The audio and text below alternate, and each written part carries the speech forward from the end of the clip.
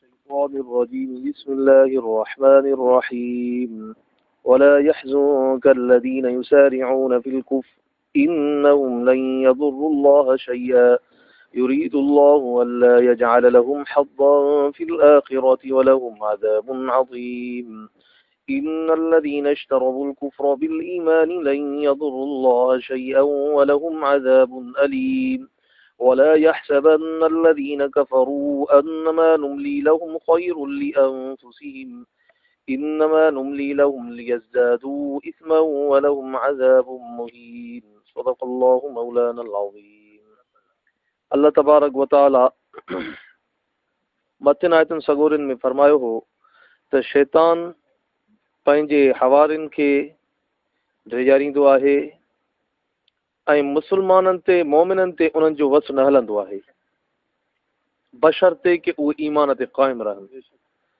हिन आयत सगोरीअ में अल्लाह तबारक व ताला फरमाए थो त ऐं ए पैगंबर जेकी कुफ्र जी सोभ में अगराई कंदा आहिनि से तोखे ग़मगीन न कनि छो त उहे अल्लाह खे कुझु बि नुक़सान न लाईंदा। यानी अल्लाह तबारक व ताला इन आयत सगोरी में फरमायो त जेके मुनाफ़िक़ आहिनि काफ़िर आहिनि जेतिरी बि करनि जेतिरी बि प्रोपेगंडा करनि मुसलमाननि खे ड्रेजारिन पर मुसलमाननि खे उहो न ड्रेजारे सघंदा छो त मुसलमाननि जो इहो कौल आहे त हस्बुनल्लाहु व निअमल वकील त अल्लाह असांखे काफ़ी आहे ऐं चङो वकील आहे। बर सूरत मोमिन खे हुकुम आहे त असबाब इख्तियार कर पर मोमिन जो असबाब खां बि वधीक अल्लाह जे ज़ात ते भरोसो हूंदो आहे। अहिड़े ई नमूने सां हुज़ूर अकरम सल्लल्लाहु अलैहि वसल्लम खां वठी हिन महिल ताईं मोमिननि जो अल्लाह जे ज़ात ते भरोसो हुयो त पोइ अल्लाह तबारक व ताला उन्हनि जी हर हाल में हर जॻह ते हर वक़्तु मदद फरमाई। ग़ालिबन 4 सदियूं ईअं सम्झो त जेकी क़रीब थी गुज़रियूं आहिनि उन्हनि में मुसलमाननि जी जेका हालत आहे ॾींहों को ॾींहुं ईअं सम्झो पस्त खां पस्त थींदी थी वञे। छाजे करे? उहो इन जे करे त मुसलमाननि ईमान में जेके हुया अॻे ईअं सम्झो बुलंदियुनि ते हा पूरी जो पूरी अल्लाह जे ज़ात ते उनखे भरोसो ऐं तवक्कुल हूंदो हो ऐं हाणे मुसलमाननि जो अल्लाह जे ज़ात तां भरोसो ख़तमु थी चुको आहे। पोइ बि अल्लाह साईं फरमाए थो त इहो जेका कशमकश आहे कुफ्र ऐं इस्लाम जी इहा क़यामत ताईं रहंदी। पोइ बि इहे तव्हांखे कुझु बि नुक़सान न ॾेई सघंदा छो त अल्लाह साईं फरमाए थो अल्लाह खे कुझु बि नुक़सान न लाईंदा।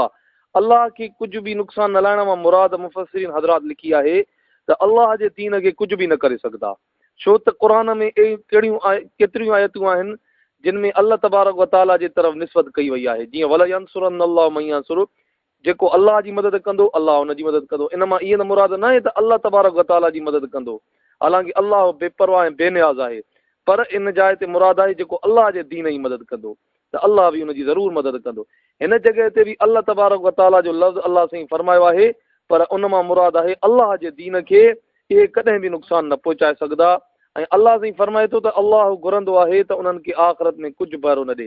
यानी ईअं न सम्झनि त हू उन्हनि खे डर ॾिनी थी वञे त हू जेको आहे सो गुनाह कंदा वञनि। इन मां मुराद हीअ आहे त अल्लाह तबारक व ताला हुननि खे इहा डर ॾिए थो त हिन दुनिया में तव्हांखे इख़्तियार आहे हक़ जो बि रस्तो सिधो आहे ऐं नाहक जो बि रस्तो खुलियलु आहे त पोइ जहिड़े रस्ते ते तव्हां हलंदव तव्हांखे उन हिसाब सां तव्हांखे उन जी सज़ा मिलंदी। जेकॾहिं बुरा कमु कंदव बदअमाली कंदव त उनजी अल्लाह तबारक व ताला ज़रूरु तव्हांखे सज़ा ॾींदो छो त अल्लाह साईं फरमाए थो त अल्लाह घुरंदो आहे त उन्हनि खे आख़िरत में कुझु भरो न ॾे। इन मां मुराद मुफ़स्सिरीन हज़रात लिखियो आहे त जेके काफ़िर कुफ्र में वधंदा था वञनि तरक़ी कंदा था वञनि त अल्लाह साईं फरमाए थो ऐं उन्हनि लाइ वॾो अज़ाब आहे। यानी क़यामत जे ॾिहाड़े अल्लाह तबारक व ताला उन्हनि खे दर्दनाक अज़ाब ॾींदो। ऐं अल्लाह तबारक व ताला हिन आयत सगोरीअ में उन्हनि माण्हुनि जो ज़िक्र कयो आहे जेके ईमान जे बदिले में कुफ्र खे ख़रीद था करनि। अल्लाह साईं फरमाए थो त जिन ईमान जे बदिरां कुफ्र गिदो यानी कुफ्र खे ख़रीद कयो त से अल्लाह खे कुझु बि नुक़सान न लाईंदा ऐं उन्हनि लाइ ॾुखो ईंदड़ अज़ाब आहे। यानी जेके अल्लाह तबारक व ताला जे दीन खे छॾे करे जॾहिं बेदीनी इख़्तियार करनि था त अल्लाह साईं फरमाए थो त उहे अल्लाह खे कुझु बि नुक़सान नथा ॾेई सघनि पर पंहिंजनि जानियुनि खे था नुक़सान ॾियनि।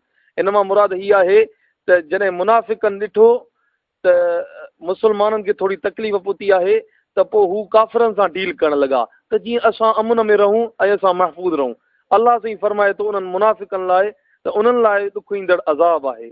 ऐं अल्लाह साईं अॻिते फरमाए थो ऐं काफ़िर हीअं न भाइनि त खेनि असांजे मोहलत ॾियणु उन्हनि लाइ भली आहे। उन्हनि खे हिन खां सवाइ दर न ॾिनीसूं त गुनाह में वधनि ऐं उन्हनि लाइ ख़्वार कंदड़ अज़ाब आहे। मुफ़स्सिरीन हज़रात लिखियो आहे, हज़रत अबू बकर सिद्दीक़ रज़ियल्लाहु अन्हु जी रिवायत आहे त हुज़ूर अकरम सल्लल्लाहु अलैहि वसल्लम खां पुछा कई वई। हुज़ूर अकरम सल्लल्लाहु अलैहि वसल्लम फरमायो त जंहिंजी उमिरि डिघी थी, मन ताल उमिरि, जंहिंजी डिघी उमिरि थी ऐं उन भला अजुर कया, भला अमल कया, त अल्लाह जे प्यारे पैगम्बर करीम सल्लल्लाहु अलैहि वसल्लम फरमायो त भले में भलो इहो माण्हू आहे। ऐं पाण करीम सल्लल्लाहु अलैहि वसल्लम फरमायो जंहिंजी उमिरि डिघी थी, वसा अमल, ऐं उन जा अमल बुरा रहिया ऐं बुराई कंदो रहियो, त हुज़ूर अकरम सल्लल्लाहु अलैहि वसल्लम फरमायो त इन खां वधीक बुरो कोई बि नाहे। ऐं हुज़ूर अकरम सल्लल्लाहु अलैहि वसल्लम जिन फरमायो त मुंहिंजे उम्मत जी जेका उमिरियूं आहिनि उहो 60 ऐं 70 जे विच ते आहिनि। पाण करीम सल्लल्लाहु अलैहि वसल्लम फरमायो त घटि माण्हू उहे आहिनि जेके इन खां वधी हलनि। हज़रत अब्दुल्लाह बिन अब्बास रज़ियल्लाहु अन्हु फरमायो त क़यामत जे ॾिहाड़े अल्लाह तबारक व तआला जंहिंजी 60 साल उमिरि हूंदी उन्हनि खे सॾु कराईंदो त जंहिंजी 60 साल उमिरि आहे उहो अचो। ऐं हुज़ूर अकरम सल्लल्लाहु अलैहि वसल्लम जिन जो इहा रिवायत कई आहे। ऐं उन खां पोइ इहा आयत सगोरी पढ़ियूं त अवलम नुअम्मिरकुम मा यतज़क्करु फी मन तज़क्कर वजाकुम नज़ीर, यानी अल्लाह तबारक व तआला जो तव्हांखे हेॾी उमिरियूं ॾिनियूं त तव्हां उन जे लाइ ईमान ऐं इख़लास ऐं तक़वा केतिरी तव्हां अपनाई ऐं केतिरी नसीहत तव्हां हासिल कई, हाणे हिन जो हिसाब ॾियो।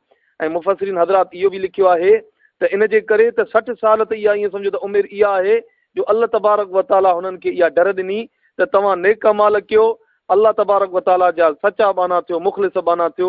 ऐं किन रिवायतुनि मां अचे थो त अवलम नुअम्मिर खां मुराद हीअ आहे त जंहिंजा वार छा थियनि त हाणे उहो डिॼे त अनक़रीब उनजो ईअं सम्झो सॾु ईंदो, तंहिंजे करे नेक अमालनि में लॻंदो रहे।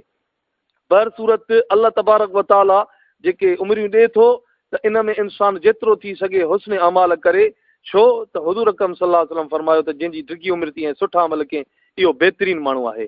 पर जेकॾहिं बुछड़ा अमल कयईं अल्लाह साईं फरमाए थो त उन्हनि लाइ ख़्वार कंदड़ अज़ाब आहे। दुआ आहे अल्लाह साईं तव्हां असांखे नेक अमाल करण वारो बणायो।